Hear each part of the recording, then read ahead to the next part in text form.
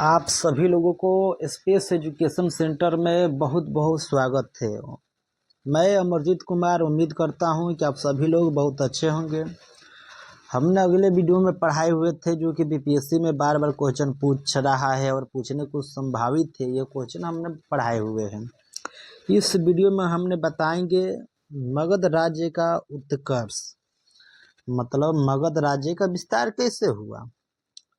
First शासक था बृहद्रथ वंश। उसका शासन काल 1700 से लेकर 682 BC तक था। राजधानी राजगृह था। अन्य शासक कौन था? जारासंघ। अन्य शासक जारासंघ। अंतिम शासक कौन था? रिपुंजय। प्रमुख बिंदु के बारे में बात करते हैं। पुराणों के अनुसार मगध का राजवंश बृहद्रथ से प्रारंभ था। हर्यक वंश। हर्यक वंश के शासनकाल 344 से लेके 412 BC तक था। राजधानी कहाँ था? तो राजगिरी।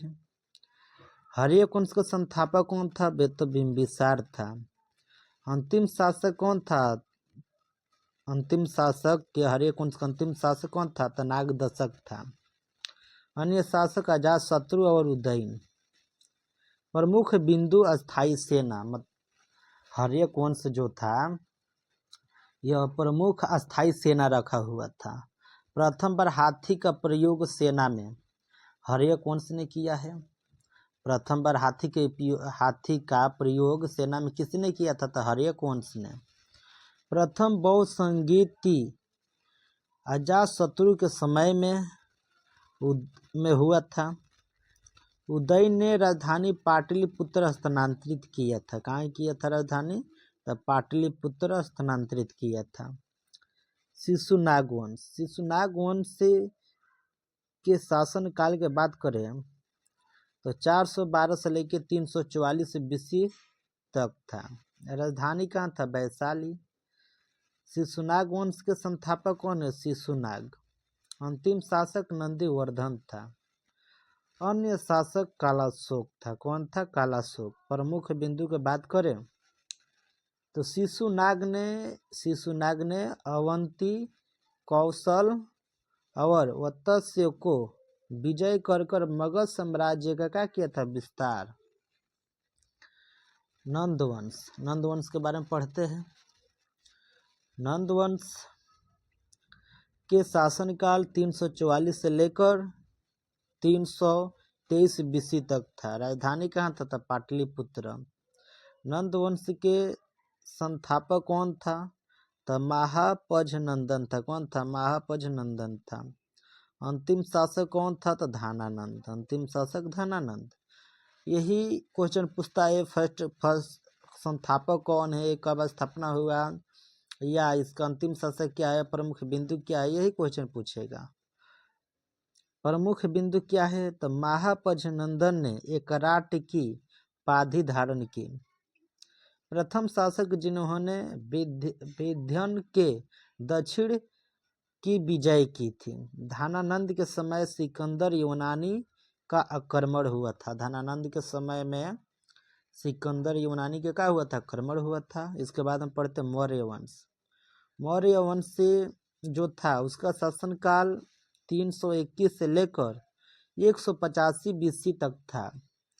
राजधानी जो था पाटलिपुत्र। कहाँ था? पाटलिपुत्र। मौर्य वंश के राजधानी कहाँ था? पाटलिपुत्र। मौर्य वंश के संस्थापक की बात करें तो चंद्रगुप्त मौर्य है। कौन है? चंद्रगुप्त मौर्य। अंतिम शासक कौन था? तो बृहद्रथ वंश था। बृहद्रथ वंश थे। बृहद्रथ वंश। अन्य शासक की बात करें तो बिंदुसार था, अशोक था। प्रमुख बिंदु की बात करें तो चाणक्य की सहायता से मौर्य वंश की उत्कर्ष हुआ था। चाणक्य की सहायता से मौर्य वंश के क्या हुआ था? उदय हुआ था। और मौर्य वंश के अंतिम शासक बृहद्रथ था। ठीक है। इसके बाद संस्थापक की बात करें तो चंद्रगुप्त कौन था? मौर्य था। अर्थशास्त्र। चाणक्य को क्या कहा जाता है अर्थशास्त्र का लेखक कहा जाता है। कौटिल्य भी कहा जाता है। चंद्रगुप्त के प्रशासन का पूर्ण विवरण सेल्यूकस का दूत मेगास्थनीज ने अपने पुस्तक इंडिका में पाटलिपुत्र के नगर प्रशासन एवं सैन्य प्रशासन का वर्णन मिलता है। कह रहा है कि मेगास्थनीज के पुस्तक में जो इसका पुस्तक का नाम है इंडिका, उस पुस्तक में जो पाटलिपुत्र बसा हुआ था उस जगह का नगर प्रशासनिक के सैन्य प्रशासन के बारे में वर्णन मिलता है, तो इंडिका में मिलता है। ठीक है। गुप्त वंश, अब इसके बाद हम आते हैं गुप्त वंश। गुप्त वंश के शासनकाल 319 से लेके 467 तक था। इसके बाद राजधानी की बात करें तो पाटलिपुत्र था। संस्थापक श्रीगुप्त था। गुप्त वंश का संस्थापक कौन था? श्रीगुप्त। अंतिम शासक विष्णुगुप्त था। अंतिम शासक कौन था? विष्णुगुप्त। अन्य शासक कौन था? गुप्त वंश का अन्य शासक कौन था? चंद्रगुप्त वन, चंद्रगुप्त टू, कुमारगुप्त प्रथम। इसके बाद समुद्रगुप्त, रकंदगुप्त। प्रमुख बिंदु वास्तविक संस्थापक चंद्रगुप्त प्रथम था। चंद्रगुप्त द्वितीय पहला शासक था। चंद्रगुप्त प्रथम था, जो क्या था? पहला शासक था। गुप्त वंश के पहला शासक कौन था? तो चंद्रगुप्त था। चंद्रगुप्त था जिसने महाधिराज की उपाधि धारण की थी। महाधिराज की उपाधि धारण किसने किया था? तो चंद्रगुप्त प्रथम ने। महाधिराज की उपाधि धारण किसने किया था? तो चंद्रगुप्त प्रथम ने की थी।